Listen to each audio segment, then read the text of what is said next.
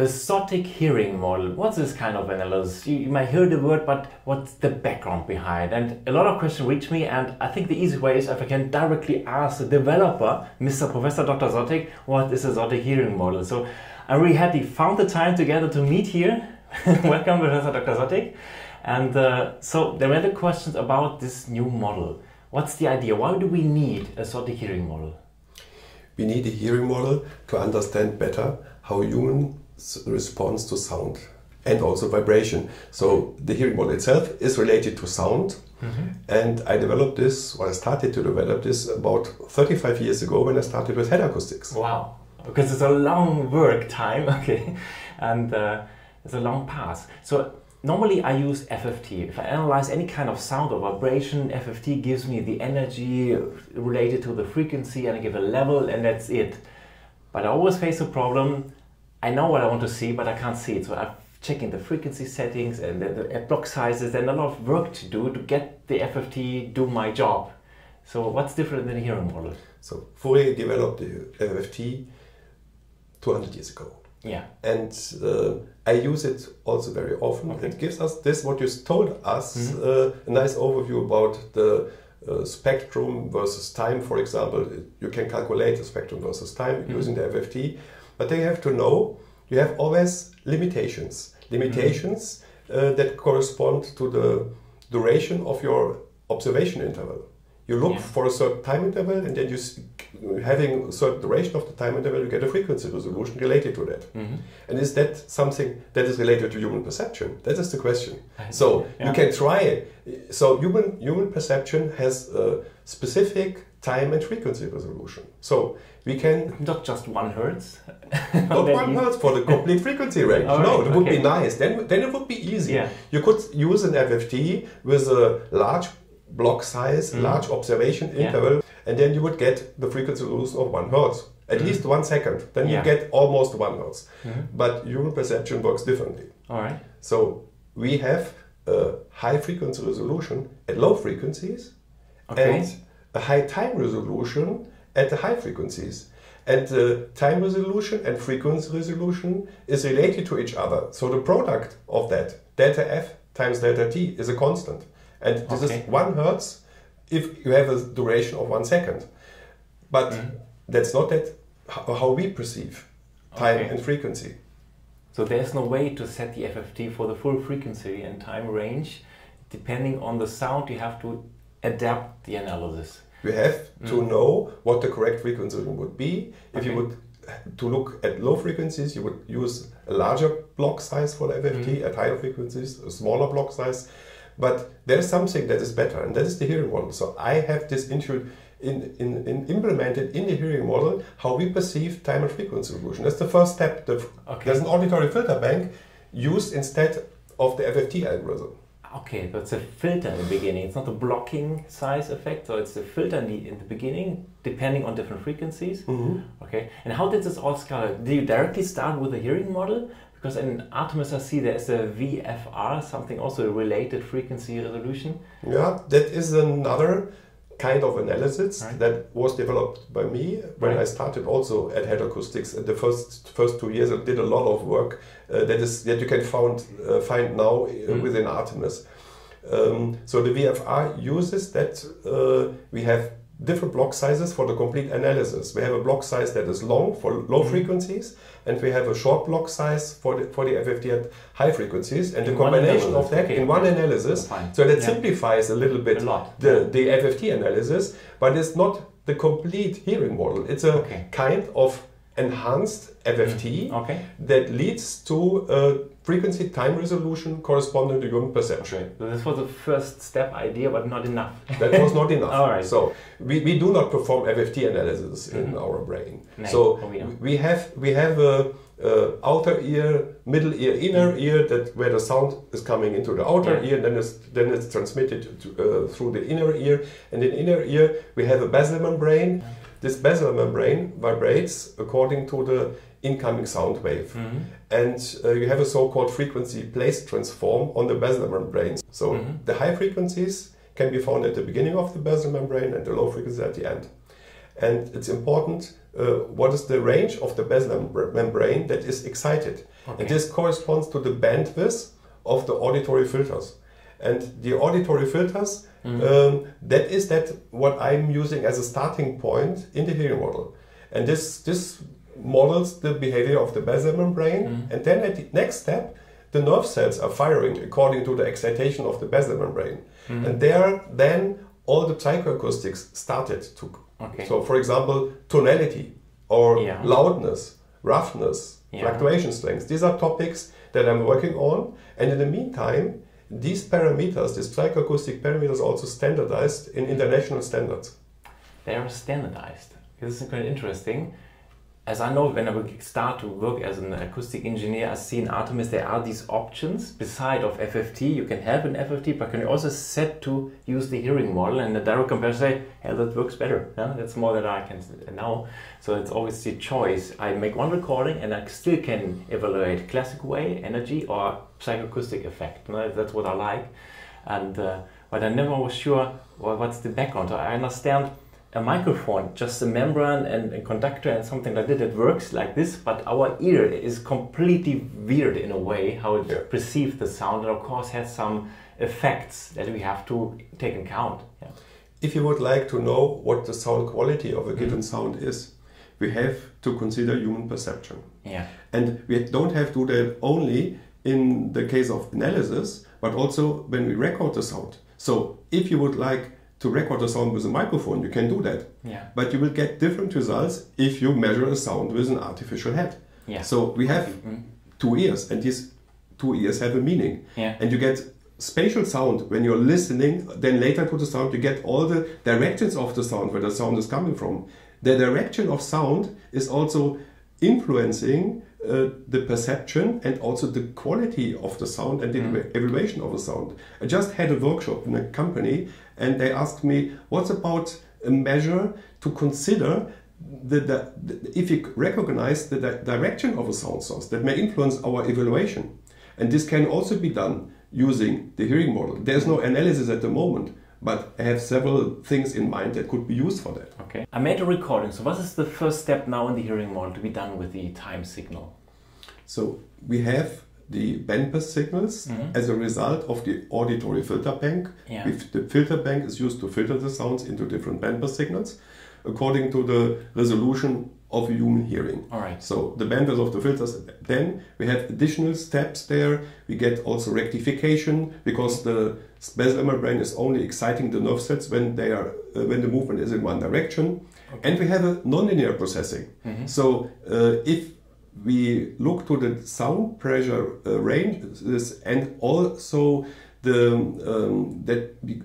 we have 0 dB, for example, for the sound pressure. We have also 100 dB. That's a large range. Yeah. So that means you have amplitudes that are from micrometers or less than micrometers to millimeters or so, whatever.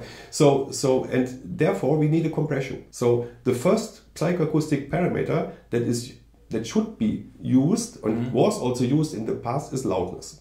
All right. And then... But there's loudness, Zwicker loudness, Glasberg loudness, Moore, Glasberg loudness, Sottek Hearing Model loudness. Okay. Yeah. We are calculating loudness using different algorithms. So loudness depends on the nonlinearity function of human hearing. This has to be modeled very accurately. And in my model, this is modeled more accurately than in the other models, based on jury test results. The next point is that we evaluate tonal sounds differently than noise sounds. Okay. And when I developed the model for tonality, I used a separation technique to separate tonal sounds and noise sounds. And this is a very important part in the hearing model. But humans do this the same, no? They say this is a noise and this is a noise, tone, and it's completely different behavior of different evaluation. Yeah. Is that how we perceive the sound. The tonal sound has a special meaning. And tonality is a very important topic in automotive industry since the electric cars were introduced. E-mobility, yeah. E-mobility. Less background, more noise. More noise. More tones in there. And there are also standards for the evaluation of environmental noises that say if there is a tone in a sound, you should give a penalty to this sound. And but this is a meaningful thing, but you should better consider the tonal part of the sound in comparison to the other parts, noise parts of the sound. And in my hearing model, you can distinguish the tonal part and the noise part. So we call it the partial tonal loudness, the loudness that is only related to the tones, and the noise loudness. So and you have two values. We have two values, and I could show that if you combine these two values in the right way, you get a better approximation of the perception of loudness for tonal sounds. The full loudness perception is how loud is the tone, how loud is the noise, and what's the relation between them. The relationship between them. Okay. And I've used this especially for the development of the tonality algorithm.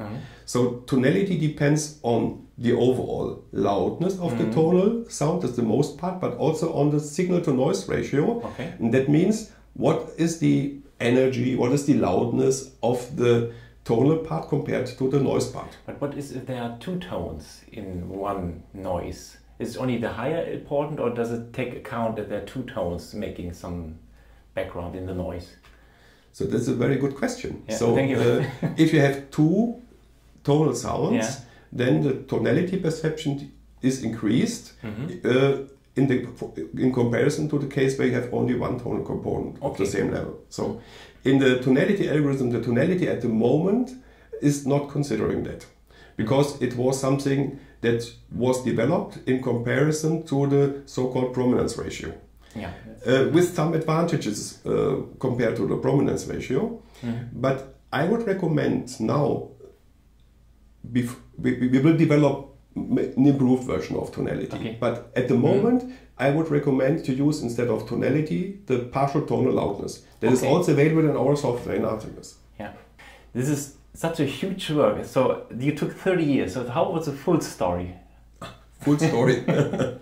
I was working at the Philips Research Lab. I was doing other things there. I was developing new techniques to also related to acoustics, to reduce the so-called cogging torque for the CD players. At that time, when I started to work, the CD player was very common. It was the best audio player that you have could have at that time. And then I moved to head acoustics. I was asked by the founder, Professor Genet. I was first working for him at university as a research assistant. But then we have met us again, and he said, okay, come to my company. The company was small. It was in '89. The company was founded in '86. And we have always had a good relationship, and he supported my work. And I'm very thankful for that. And I started with research work at Head Acoustics. I was responsible for some years also for the engineering services, and then 20 years director of research. Now I'm working as a chief scientific advisor, and to develop new things to assist the CEO of the company. Obviously, this is a good match, because Head Acoustics always take care how sound is perceived. Yes, we can measure the dBA, but the most important question, especially if the product goes to a customer, normally they do, what the customer will do. Let's say this sounds good or bad. It doesn't say, well, this is a high dBA level. No?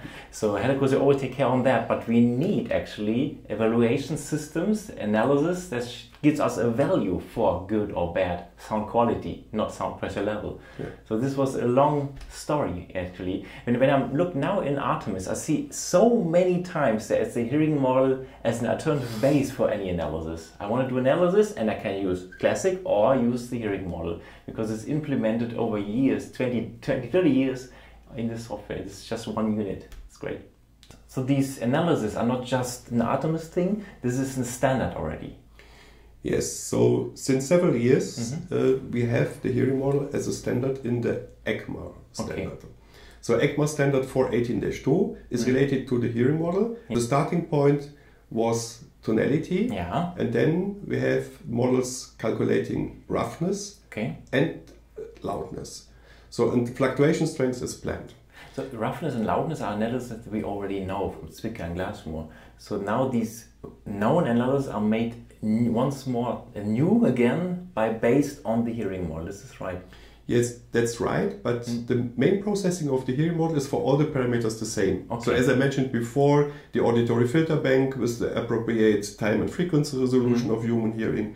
Then, in the second step, different psychoacoustic parameters are calculated. Okay. And I have improved the loudness calculation compared to the models of Zwicker and Moore and Glassberg, the other two ISO standards that are available. Okay.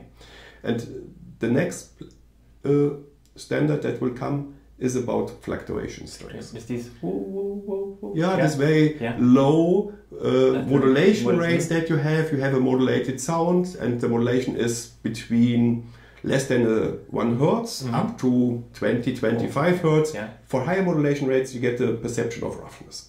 So the cause for this is for fluctuation and roughness is similar, but the modulation rates can be used to distinguish between the different sensations. So at low modulation rates you have fluctuation strength, and at high modulation rates you have roughness. So these standards are available since several years. So tonality is the most important one. Yeah. We have talked about that. It's immobility is one of the topics where tonality is very important. All the background noise goes down, so tones can easily be more perceived. And so tonality is a very important analysis right now. Yeah. So this is a kind of pattern. Yeah. Our human hearing is a pattern detector. Yeah. And so I developed also the relative approach analysis based on the hearing model. I will make an extra video tutorial on that.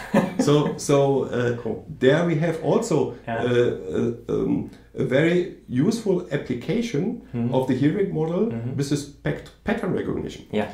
And the tonality is now available for the longest time, and many other companies, institutions are developing or implementing at least this standard. Okay. So the standards is described very well, but it needs some mathematical background in order to implement it.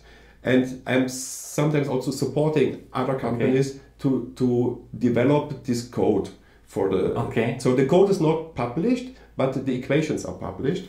And so the other ones now are also able to do it up to a certain extent. And if we have a standard, I would like that everybody who is using the standard shows at the end the same results. Should be, so it would be a little bit frustrating if you calculate the tonality based on a Sottek Hearing Model using a competitious software, and you get other results. So that would be bad for the customers. Right. So I don't want to have it. But if you really want to be sure that you get the correct results, then I would recommend use the software that was developed by us. So that's always have an eye on that. So the full background is also in this company. So we understand the analysis deep. Yeah. But I'm remarking that a lot of people are interested in this calculation procedures, and that's even if it's not standardized, people are looking for that what is coming up. And I told you that fluctuation strength is of importance, but also the development of a new sharpness model is very important. So everything is touched again. Everything is touched again, and we have only one standard related to sharpness. This is a German standard, but only applicable to stationary sounds. So what should we do if we have in stationary sounds? And we have always in stationary sounds. So something that should be improved for the sharpness calculation is that I would like to have for any psychoacoustic parameter a scale that tells you with one look this is of importance or this is not of importance. So a value of one zone is something that's important, or one tonality units according to the hearing model of Sottek this is a strong perception that you have if you have such a sound, or one asper for roughness according to the hearing model of Sottek, or one vessel for fluctuation strength. But if you have sharpness, one acum, you would not say that's really sharp. If you have two acums, then you would say, okay, it becomes a little bit sharp. Yeah. And if it is 3, people would say, oh, it's extremely sharp, maybe a factor of 10. So there is no nonlinear relationship. Like we love and loudness. And Yeah, so one zone and 2 zones, that means 2 zones is double as loud as 1 zone. Yeah. But 2 echoes is not double as sharp as 1 echo. Okay. So, and I just worked on that in the past. But we have to use some time in order to put it also into a standard. Yeah. And this is something that will also come up. And I would also add something here at that point. Maybe that also the interview will be a little bit longer. But sharpness does not depend on the overall level. And that is not correct with respect to human perception. There is an influence of loudness also on sharpness. Like on tonality as well. Yeah. Like as on tonality as well, but it's not considered. And that means if you have the same sound and you reduce the level, you would get the same sharpness by a factor. It's only about the distribution of energy versus frequency. And that means if you have an inaudible sound, you would say, okay, I have the same sharpness as for a sound with a level of 80 dB. So, but this is not correct. And this leads to some strange results. You have a strong signal with a low sharpness, but there is a remarkable sharpness. Then you have a break with only a little bit white noise, and this causes a high sharpness, but you see a peak in the sharpness calculation, but this doesn't matter. So something like that has to be covered, and I'm working on that, and I promise you will get a very nice new procedure for sharpness calculation in the next years. I will keep you informed when it's coming out, and I always check the new Artemis Suite versions with the new something with hearing model and acoustics. It's a new option in Artemis. I just see in the latest version you can have loudness or loudness annoyance. And you can get what's the difference? So, if you look for tonality, then this is mainly related to the tonal loudness. And I said also if you have more than one tonal component, and tonal loudness is the better analysis method you should use if you have more than one prominent tonal component. So if you have high frequency tonal component in the sound, then these high frequency tonal components cause more annoyance, because at a high frequency tone causes also more sharpness. And together with higher sharpness and higher tonality, you get more annoyance. But this is due to tones. And in order to express the higher amount of annoyance for a tonal component, we have an option that you can choose to get tonal annoyance. That is a weighted tonality or tonal loudness. So it can be loud, but it can be loud and annoying. So if you ask people to adjust a signal to achieve the same loudness, you have a reference sound, maybe a tonal sound of 1 kilohertz, and then you get another sound at 8 kilohertz. And you adjust the level of the 8 kilohertz tone to get the same perceived loudness. You can do that, and you get a level difference between the loudness of the 1 kilohertz tone and the 8 kilohertz tone. So if you ask people adjust the 8 kilohertz tone to perceive to get the same perceived annoyance, then people reduce the level of this 8 kilohertz so much more, and you see there is a difference between the equally perceived loudness and the annoyance with respect to the level. So we have to reduce the level of high frequency components a lot in order to get the same annoyance as the noise of a 1 kilohertz. So this hearing model covers a lot of effects that humans have with the perceived sound. I think this was a lot of information. It's just a short time. I think I had to recover the video again for myself. At this point, I'd like to thank you, Mr. Sottek, that have been here, that you took the time, and I hope we give a good success for the future coming out standard that will come up. I will check them all and try them all. Thank you very much, Till. So I would like to call me Roland, because all my students call me Roland. So I think this is a better way to communicate. And I would like to add something. So we go back to the beginning of your questions. You said the FFT, what is the relation between FFT and the hearing model? So you have to adjust a lot of parameters in order to get good results with the FFT. And once again, the hearing model and all the parameters that you can calculate with it are results that you can get if you push a button. You don't have to adjust so many things. You get really what you C is what you listen to. So that is what I would like to say at the end of this very interesting interview that you made. It makes the work easier. It makes it easier to start the working, even for beginners, and you can see directly concentrate on the problem zones. Yeah. Not just say, oh, there's a big flag, but isn't important for humans. And there's also another important analysis that we have. Yeah. If you don't want to get the calculation of psychoacoustic parameters, you can also calculate the hearing model spectrogram, and this takes into account all these the main features that are related to the time and frequency resolution of human hearing, but showing you something like the FFT, the same levels, but in a better picture. I made already a video tutorial just about this starting analysis. It's the background, but just try it out. Make an FFT and then make the hearing model spectrum, and then you decide.